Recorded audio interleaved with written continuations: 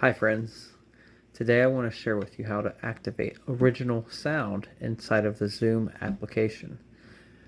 You will need to do this if you are meeting with another musician or teacher and want to play harmonica or some other instrument. So let's get started. When you open the Zoom application inside of your device, you'll notice the main page, and down at the bottom right corner is the More section. You want to scroll down to Meetings and click that option right here. And then you'll see the option Use Original Sound. You want to click that on. Now, let us go to a meeting because that is step one. Let's say you're in a meeting.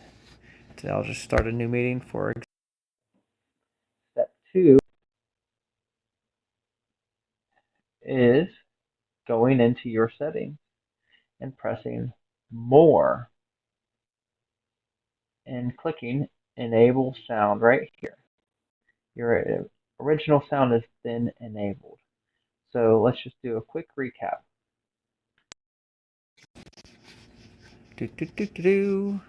Okay, so from the Zoom application, we click it. Oops.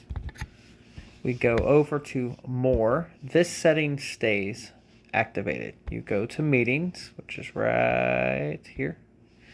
You click Use Original Sound. That will not be turned on when you get there. You'll have to turn it on. That option will stay on.